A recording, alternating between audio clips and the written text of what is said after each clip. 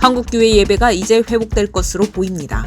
11월 1일부터 위드 코로나 단계적 일상 회복이 시작되면 종교시설에서도 접종 구분 없이 수용 인원의 50%까지 진행할 수 있고 접종 완료자만 모이면 인원 제한을 하지 않는다고 정부 당국이 발표했기 때문입니다. 그동안 정부가 한국교회를 향해 유독 불합리한 처사를 한 것에 대한 불만도 있었지만 한국교회는 정부 당국의 방역 수칙을 최대한 잘 지켜가며 인내했고 이제 예배 회복을 앞두고 있는 상황인 것입니다. 이제 한국교회는 더욱 철저한 방역을 동반해 지역사회도 안심시킬 뿐 아니라 성도들이 예배의 자리로 나올 수 있도록 하는데 총력을 기울여야 할 때입니다. 그러나 너무나 안타깝게도 한국교회는 함께 예배 회복을 위해 힘써야 할 시점에 서 있음에도 불구하고 아직도 대면 예배의 중단이라는 초유의 사태를 누가 불러왔는지에만 집중하면서 비난하는 일에 급급한 상황에 있습니다. 이번에도 난데없이 소강석 목사가 교회는 정부에 사과해야 한다고 말했다며 소강석 목사를 향한 맹공이 쏟아져 나오고 있습니다. 정문 1침 이번 시간에는 페트 따위 필요 없는 진실게임이라는 제목으로 이야기를 나눠보자 합니다. 정문침 이후에 교회연합신문 차진태 기자 나왔습니다. 안녕하십니까? 안녕하십니까? 소강석 목사가 교회는 정부에 사과해야 한다고 말했다며 일부 목회자들이 유튜브 영상까지 찍으면 논란을 키우고 있습니다. 도대체 무슨 일입니까? 차 기자님? 매우 사실 뜬금없이 논란이 되는 경우예요. 굉장히 갑작스러웠는데 처음에 시작 발단은 한 언론 목회자께서 그 교계에서 굉장히 유력한 언론 목회자였습니다. 그분께서 갑자기 그 유튜브에서 영상을 하나 찍으셨는데 인터뷰를 하셨던 것 같아요. 거기에서 소강석 목사를 언급을 하셨는데 거기에서 이렇게 말씀하셨어요. 소강석 목사 그 사람이 교회가 정부를 사과해야 된다고 말을 했다. 근데 그건 아니지 않냐. 왜 교회가 정부에 사과를 하냐. 정부가 교회를 사과를 해야지. 나는 그건 아니라고 본다. 이렇게 말을 한 거예요. 교회가 정부에 사과해야 된다. 그런 얘기 한 것 같던데? 나는 그거 나하고는 생각이 좀 다른데? 정부가 교회에 사과해야 되지 않나? 근데 이게 그 이후에 굉장히 일파만파 퍼져나갑니다. 왜 그러냐면 당시의 상황은 코로나로 인해서 교회가 예배가 침해당한 상황이었고 정부가 교회를 부당하게 제재하고 있다는 그런 지금 사회적 반감, 교회의 반감이 커졌을 텐데 오히려 그 상황에서 그 소강석 목사가 앞장서서 정부의 머리를 숙였다라는 개념이거든요. 그렇다는 거는 사실 정부에 맞서야 되는 상황에서 오히려 그 소강석 목사가 앞장서서 오히려 머리를 숙였다. 마치 일부에서는 이거를 마치 신사참배와 같이 또 비교를 하면서 굉장히 비난을 했어요. 그래서 이거 어느 순간 갑자기 이 얘기가 회자되고 퍼져나가더니 소강석 목사에 대한 비난, 그러니까 이게 정말 사실인 것처럼 퍼졌죠. 그래서 비난이 막 쇄도하기 시작을 했습니다. 이게 발언이 진실이냐 진실이 아니냐 뭐 이게 집중이 됐죠. 이게 만약에 정말 그때 상황에서는 이게 진짜라면은 소강석 목사는 정말 한국교회가 그동안 믿었던 지도자가 아니라 오히려 역적이 아니냐 이러한 좀 의심까지 나왔던 상황입니다. 그럼 정말 그 소강석 목사가 정부의 교회에 그 사과를 해야 한다고 말을 했습니까? 예, 결론부터 일단 말씀드릴게요. 네. 그런 말을 한 적이 전혀 없습니다. 단 한 번도 없고요. 그런 비슷한 얘기를 한 적이 없습니다. 그러니까 사실 이거는 전형적인 페이크 뉴스, 가짜 뉴스에 의한 인포데믹이었어요. 그러니까 철저한 가짜 뉴스에 의해서 소 목사가 비난을 당했고 그리고 정말 매장을 당하도록 그렇게 돌을 맞은 거였죠. 근데 이게 사건 자체가 저는 사실 기자 입장에서 굉장히 이상한 사건 중에 하나였습니다. 그러니까 이상했다. 그러니까 이게 왜 논란이 되지 그랬어요. 처음에는 대체 논란이 될 이유가 전혀 없었거든요. 왜? 애초에 그 원로 목회자께서 언급한 당시에 소 목사가 발언했다는 그 자리, 그게 어디였냐? 바로 기자회견 자리였어요. 전 언론들이 함께 참여해가지고 그 어느 때보다 공개적일 수밖에 없고 또 이외에 거기서 나오는 행동 하나하나가 언론에 담겨질 수 있기 때문에 매우 말과 행동을 조심해야 되는 자리예요. 그래서 혹여 그런 얘기가 나오면 언론에 노출이 안 될 수가 없고 언론의 기사로 남지 않을 수가 없거든요. 이미 사실과 증거가 너무나 분명하게 남을 수밖에 없는 상황인데 왜 이 자리에서 나온 얘기가 왜 사실이냐 거짓이냐를 두고 왜 논란이 되냐 이거예요. 왜? 확인만 하면은 이게 사실인지 거짓인지 판단이 되는데. 자, 그럼 그 기자회견이 뭐였냐? 바로 그 소 목사님이 작년에 소강성 목사께서 총회장으로 있었던 예장 합동 측이 그 지난해였죠. 2020년도 11월 3일에 프레스센터에서 그 당시 위드 코로나 시대 종교 영향도 인식 조사를 그 설문을 했고 그거를 발표하는 자리였어요. 여기에 당시 정확하게 이렇게 기억을 해요. 국민들을 대상으로 진행한 설문이었는데 거기에서 국민들은 그 30년 후에 전 종교, 천주교, 불교, 기독교 뭐 중에 기독교를 가장 쇠퇴할 것 같은 종교 1위로 뽑았었습니다. 굉장히 참담한 결과였죠. 왜냐하면 당시에 가뜩이나 기독교가 이미지가 안 좋은 상황에 코로나까지 겹치면서 그 코로나 상황에서 그 기독교가 뭐 이렇게 확진도 몇 번 터지고 하니까 기독교에 대한 반응이 매우 커진 상황이었어요. 그러다 보니까 그 기독교가 30년 후에는 쇠퇴할 것이라는 이런 결론까지 냈었거든요. 그래서 이거에 대해서 기독교가 앞으로 어떻게 헤쳐나가야 되냐 이걸 논하는 자리였단 말이에요. 이 자리에서 소강순 목사가 당시 이제 총회장으로 참석해서 이렇게 말을 하셨었습니다. 그 한국교회가 시대정신과 가치를 제시하지 못했고 그리고 사회적 책임을 감당하지 못했고 또 리더십을 세우지 못했다라는 그런 한국교회의 문제점을 제기를 해요. 이러면서 한국교회가 이거를 제대로 하지 못해서 국민들에게 피해를 끼쳤다는 좀 자성적인 목소리를 냈었습니다. 사실 그 발언 자체에서 소 목사가 사과를 하진 않았어요. 예를 들어서 이렇게 못했으니까 사과하겠습니다. 이런 말조차 하지 않았어요. 딱 여기까지였어요. 그래서 사실 이 말 자체에서 소 목사가 뭐 교회가 정부에 사과해야 된다. 이런 그 이후에 나온 얘기를 연결시킬 만한 어떠한 연결고리도 사실 없었단 말이에요. 그래서 사실 제 입장에서는 이게 굉장히 황당한 루머였다는 거죠, 지금. 그 서강석 목사가 그 얘기한 것이 뭐였었냐면 어떤 그 기준을 가지고 그럼요. 우리가 의식을 그럼요. 바로 잡자. 그럼요. 그래야 한국교회가 바로 살고 그리고 지금 우리 그 한국교회가 좀 침체되어 있는데 이것을 어떻게 되면 업으로 끌어올까 굉장히 많은 노력을 했거든요. 이게요. 네. 사실 그때 그 사회자께서도 기억하시겠지만 오히려 예장 합동 측에서 나온 설문에서는 엄밀히 말하면 그 결과는 정부를 오히려 비판하는 거였었어요. 그렇죠. 정부가 언론까지 동원해서 한국교회를 핍박한다.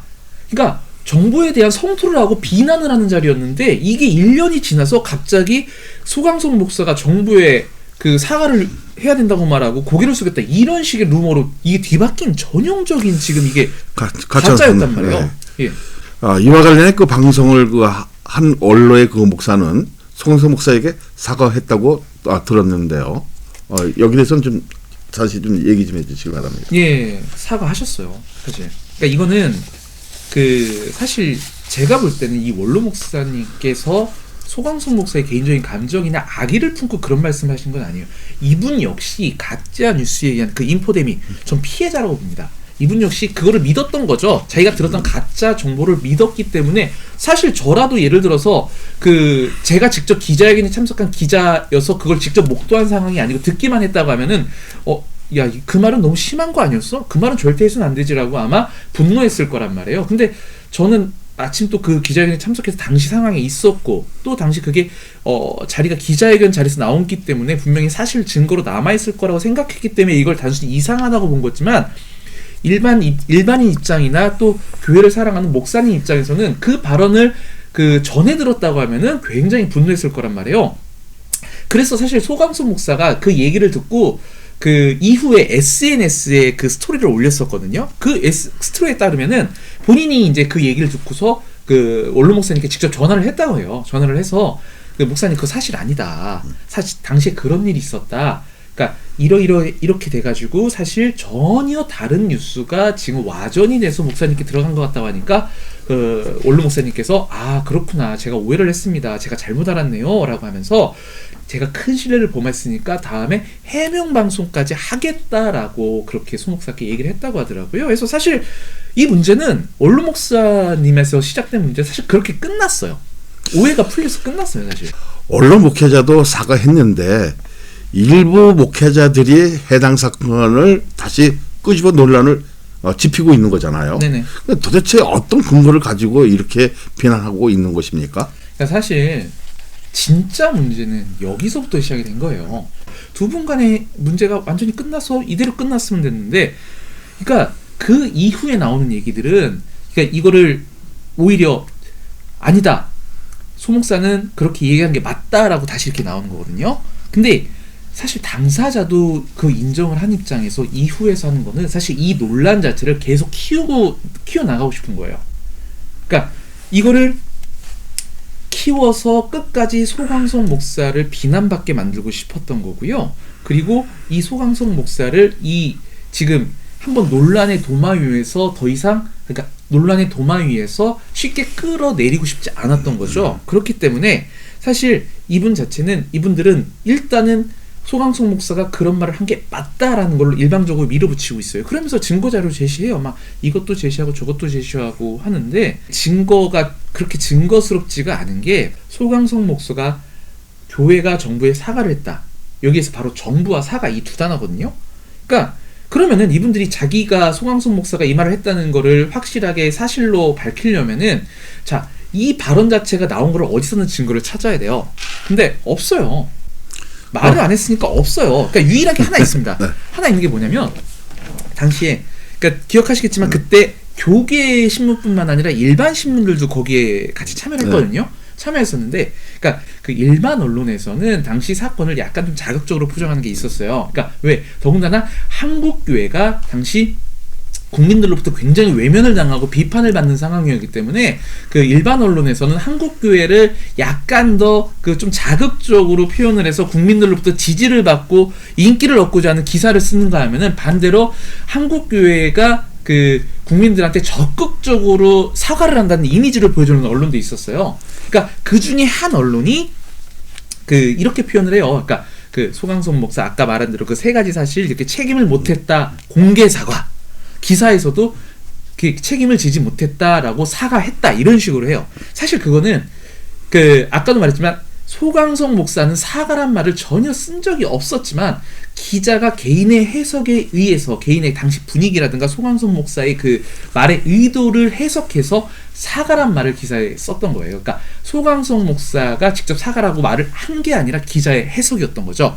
유일하게 그 정부, 사과, 그 핵심적인 두 단어 중에 사과란 말은 기사의 하나가 기자의 개인적인 해석에 의해서 나온 적은 있어요. 그러니까 그 개인적인 해석 자체를 비난하지 또 없어요. 왜냐하면 당시 분위기에서 교회가 국민들에 대한 비판이, 그 교회에 대한 비판이 하도 치솟았을 때 국민들, 그 교회 스스로가 국민들께 심려를 끼쳐서 죄송하다라는 그런 그 사과 퍼포먼스라든가 사과 메시지가 매우 자주 발표되는 상황이었습니다. 그러니까 정부는 언론을 동원해서 기독교를 더욱 압박하는 상황이었고, 그러니까 언론들에 의해서 그 기독교의 이미지를 그 제공받은 국민들은 기독교, 한국교회를 정말 공격하게 이르렀었고요. 그래서 그런 상황에서 사실 기독교가, 한국교회가 국민들한테 사과하는 상황은 굉장히 자연스러웠고 자주 있었던 상황이에요. 그래서 사실 그때 저는 기자가 사과란 말을 표현한 거는 오히려 그 우리 기독교를 보호하기 위해서, 그 국민들로부터 조금 그 기독교의 좀 그 이성적인 이미지, 그러니까 이런 거를 조금 더 부각시키기 위해서 조금 선한 의도에 의해서 그 표현을 썼다고 봐요. 근데 그 표현 자체가 갑작스럽게 그 1년이 지나서 몇몇 사람들에 의해서 이게 국민들에 대한 사과가 아니라 정부에 대한 사과로 뒤바뀐 지금 엉뚱한 경우입니다. 이게 지금. 도대체 왜 이토록 자신들의 그 프레임을 위해 의도적으로 소강성 목사를 비난하고 있는 것일까요? 그러니까 여기서부터는 사실 이제 그 문제의 본질이 드러나는 거예요. 소강성 목사에 대한 비난 자체가 주 목적이었다는 게 사실은 여기서 드러나는 겁니다. 그러니까 그 이분들이 한국교회를 나누는 이분법적 사고에 근거하는데요. 이분들은 예배를 지키시는 그 순수한 마음, 그 성결한 마음 정말 이해를 합니다. 근데 문제는 뭐냐면, 간혹 몇몇 분들이 거기에 너무 심취하셨는지 자기의 방법만 옳다 생각하시면서 자기 외 남은 나쁘다, 잘못됐다라고 규정을 해요. 그러면서 그 그 밖에 있는 그 정치 이념, 정치적 대립을 교회에 자꾸 결부시키는 경향이 있어요. 그러니까 현재 지금 정치권이 굉장히 현 정부를 가지고 굉장히 대립이 심하지 않습니까? 현 정부가 사실 그 굉장히 좀 일방적으로 가면서 좀 국민들로부터 많은 반감을 사면서 대립이 굉장히 심화된 상황인데, 그걸 교회에 그대로 끌어와서 교회조차도 친정부와 반정부로 나누려고 해요. 나는 그러니까 반정부 애국 곧 예배를 지키고 친정부 그 예배를 망하게 하는 자 이런 식으로 구분을 하면서 나는 반정부 나는 애국을 하고 나는 교회를 지키는데 너는 나를 따를래? 나를 따르지 않으면 넌 친정부야. 너는 그리고 곧 교회를 망친 사람이야. 이런 식의 이분법적 구분을 하고 있단 말이에요. 그러니까 사실 이들에 있어서는 소강석 목사 현재 그 한국교회를 대표하는 자리에 있는 사람이 잘못됐다라고 규정을 하기 위해서 친정부로 보는 겁니다. 그러니까 사실 애초에 그 발언 자체는 중요하지 않은 거예요. 송강석 목사가 친정부라는 그 프레임에 자기가 가둬놨기 때문에 더 때리고 국민들로부터 더 때리고 자기를 지지하는 사람들로부터 송강석 목사한테 더 돌을 던지게 하고 싶기 때문에 자꾸 그쪽으로 모으는 것 뿐입니다.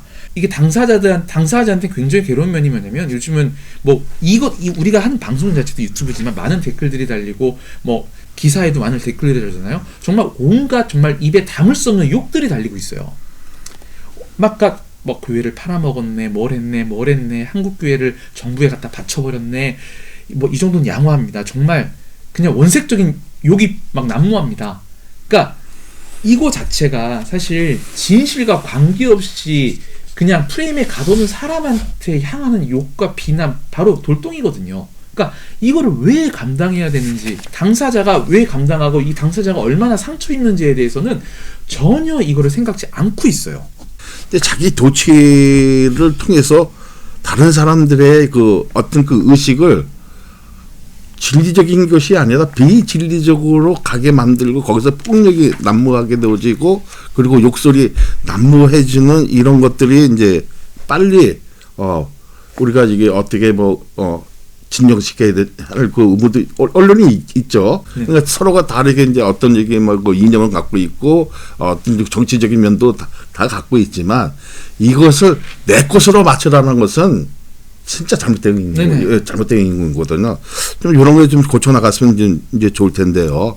그러니까 물론 성서모스를 비난하는 이들이 자신들만의 그 한국교회 사랑, 대한민국에 그 대한 사랑의 표현이라는 것에는 저기 믿어 의심치 않아요. 네네. 그러나 과연 이것이 한국교회를 지킬 수 있는 방법인지에 대해서 의문이 듭니다. 사실 아까도 앞에서 말했지만 이 분들, 그러니까 소강석 목사를 비난하는 분들이 사실 나쁜 분들이 아니에요. 그분들 누구보다 교회를 사랑하세요. 정말 나라를 지키고자 하시고요. 정말 그 마음 자체가 굉장히 순수하신 분입니다. 그래서 저는 그분들의 그런 이념이라든가 그런들의 그 저돌적인 그 운동, 그러니까 본인을 희생하시면서 나가는 것도 좀 존경합니다. 그건 사실. 근데 반대로 소강석 목사는 그 반대 진영에 있냐? 아니에요. 같이 한국교회를 사랑하면서 한국교회를 위해 나아가고 있는 사람이었단 말이에요. 그러니까 목표는 같아요. 한국교회를 살리자, 예배를 회복하자라는 공동의 목표를 갖고 있어요. 다만 방법이 다른 거죠. 근데 방법이 다르다고 해서 틀린 걸까요? 저는 그 두 방법 모두 필요한 부분이 있고 옳은 부분이 있다고 생각을 해요. 조화를 이뤄야 된다고 보는 거죠. 하지만 내 방법이 아니면 무조건 틀렸다라고 생각해서 상대방의 방법을 비난하고 상대방을 오히려 자기랑 오히려 반대 진영에 있는 사람들을 몰아서 그 프레임 속에 집어넣고 사람들로 하여금 돌을 던지게끔 만드는 것은 아니라고 보는 거예요. 그래서 사실 그분들이 그 순수한 마음, 예배를 사랑하는 마음을 가지고 서로 협력해서 나아가는 게 사실 가장 좋은 방법이겠죠. 사실 그렇기 때문에 그 예배를 정말 사랑하시는 분들이기 때문에 좀 더 요청드리고 싶은 거는 정말 대면 예배, 비대면 예배 이거를 좀 떠나서 조금 더 오히려 깊이 들어가서 정말 예배의 이 순수성을 살리기 위한 그런 노력을 좀 벌여주셨으면, 그렇다고 하면은 정말 그 지금 말도 안 되는 이런 논란 같은 거, 이런 진짜 페이크 뉴스 같은 거는 사실 굳이 만들지 않아도 되거든요. 그러니까 이런 걸 굳이 앞세워서 누굴 공격할 필요도 없고 비난할 필요도 없고 정죄할 필요도 없습니다. 지금 한국교회 예배 회복이 거의 이루어지고 있습니다. 거의 이루어졌죠. 저는 사실 이거를 누구 한 사람의 공으로 보지 않아요. 소강석 목사 한 사람의 공으로도 보지 않아요. 그러니까 모두가 노력했기 때문에 이루어진 결과라고 봅니다. 그러니까 그렇기 때문에 서로가 격려해줘야 돼요. 수고하셨다고. 당신 때문에 이런 결과를 이뤘다고. 우리 한국교회가 회복됐다는 걸 하는 거지. 지금 이 와중에서도 누구 한 사람을 비난하려고 하고 그러면 안 됩니다. 그러니까 지금 이러한 지금 진실 게임 자체가 자꾸 일어나고 누구를 비난하는 현상이 자꾸 일어나는 거에 대해서 사실 굉장히 안타까운 게 뭐냐면 사실 이러한 목적도 있어요. 그러니까 예를 들어서 소강석 목사는 한국교회로부터 굉장히 많이 주목을 받는 인물이잖아요. 한국교회로부터 그동안. 그러니까 지난 1, 2년 새 정말 그 지도자로서 원탑으로 서면서 한국교회 굉장히 주목받고 일반 언론, 정치계로부터 굉장히 주목을 받았는데, 그러니까 상대를 비난할 때 가장 관심을 받는 인물을 비난하면 그만한 관심이 또 자기한테 또 오게 마련이에요. 그러니까 소강성 목사를 비난함으로써 자기의 지지, 내부의 지지, 그러니까 성도들의 지지나 자기 함께하는 사람들에 대한 인기가 굉장히 올라가는 경우가 많아요. 그래서 그 인기를 위해서 어쩌면은 그 지지를 위해서 일부러 그 없는 사실조차 만들어내서 비난을 하려는 경우도 있겠죠. 하지만 이건 아셔야 돼요. 자신의 지니까 그러니까 거짓을 통해서 남을 비난코자 해서 자기 지지를 얻을지 몰라도 그러한 경우는 결국 기독교 전체에 대한 국민들의 지지는 내려가기 마련이에요. 그러니까 기독교의 인기가 떨어집니다. 한국교회에 대한 인기가 떨어져요. 이제는 팩트 따윈 필요 없는 진실 게임을 그만두고 오직 한국교회 회복을 위해 달려갈 때가 아닌가 이제 생각이 되어져요. 자, 이를 위해 종원이님 부탁드립니다.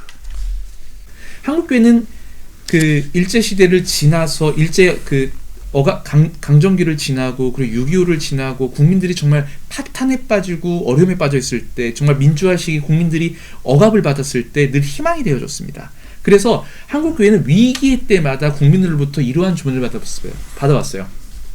한국교회요, 희망을 노래해달라라고 말을 했습니다. 근데 한국교회가 한번 지금쯤 생각을 해보셔야 돼요. 한국교회는 과연 코로나 시대 때 국민들에게 희망을 노래해줬습니까? 저는 아니라고 봅니다. 우리의 선진들, 우리 믿음의 선진들은, 우리 한국교회의 선진들은 위기 때마다, 국민들이 어려움에 처할 때마다 그들에게 희망을 노래해줬는데, 지금 여러분들은 과연 국민들에게 희망을 노래해주고 있는지를 한번 스스로 생각을 해보셔야 될 것 같아요. 과연 희망을 노래해줬는지, 절망을 줬는지, 그들에게 공포를 줬는지, 상처를 줬는지를 한번 생각해 보셔야 될 것 같습니다. 국민들에게 상처를 주면서까지 얻은 우리 스스로의 정당성이 앞으로 우리 미래에 어떠한 도움이 될 거라 생각을 하십니까? 저는 아니라고 봅니다. 이제 한국교회는 정말 국민들 앞에 나아가야 됩니다.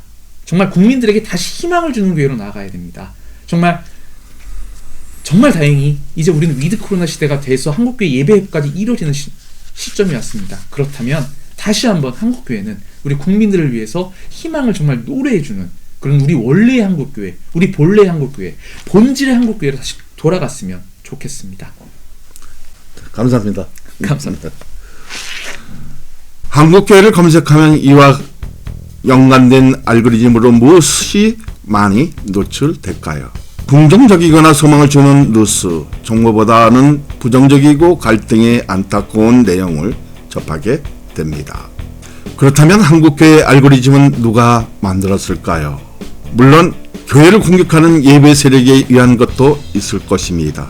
하지만 안타깝게도 교회를 사랑한다는 사람들이 자신들과 방법이 다르다고 무조건 가짜뉴스를 통해 비난하고 선동하는 나쁜 알고리즘을 만들고 있다는 생각을 해봅니다.